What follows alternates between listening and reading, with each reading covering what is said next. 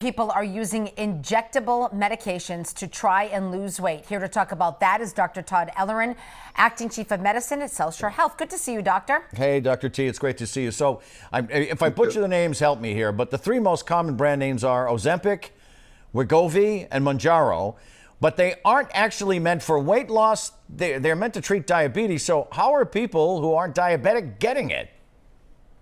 All right, so Eddie, let me just tweak that a little bit. So Ozempic and Mounjaro are diabetic medications, okay? Wegovy is a weight loss medication. Now, the difference between Ozempic and Wegovy is really just the dosage, okay? Wegovy's a higher dosage. So what they found is these type of medications that are very active and effective at helping diabetics, what scientists and clinicians have seen is there's also weight loss, okay? And so the pharmaceutical companies have taken advantage of that and are now looking at these for chronic weight loss. And Wegovy was the first FDA-approved medication about 2 years ago now. And Mounjaro, which you had mentioned, that's actually the FDA is trying to fast-track that for approval. Got it. But how are people getting it? Yeah.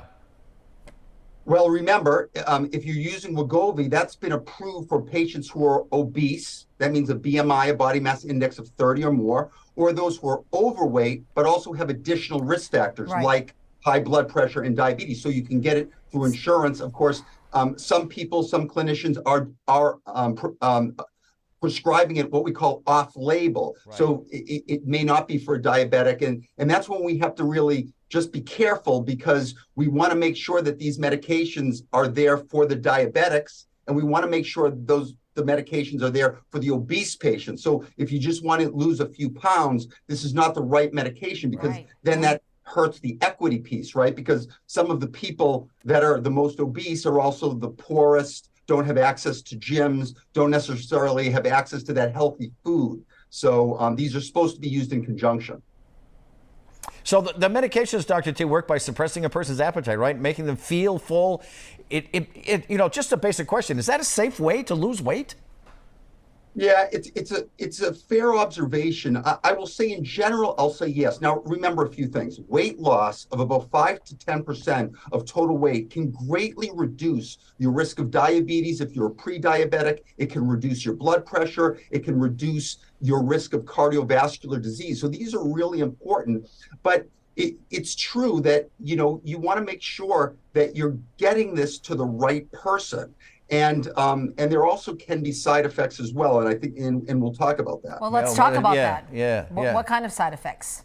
Right. So nausea and vomiting or gastrointestinal side effects are common. There are contraindications to these. If you have a history of pancreatitis, or if you have a history of thyroid cancer, a specific type of thyroid cancer, then you don't want to use these medications.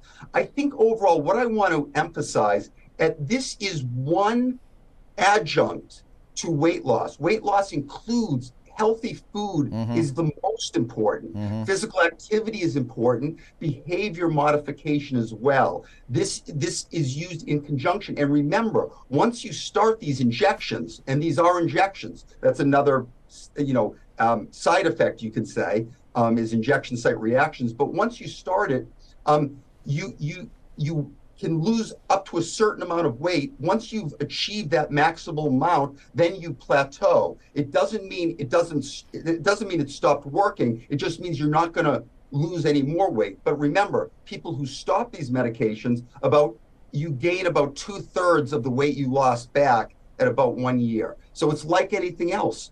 We have to keep on it for it to continue to work. All right, Dr. Todd Ellerin. Thank you, doctor. Thanks, Stay well. Dr. T. Be well. Take care. Good to see you.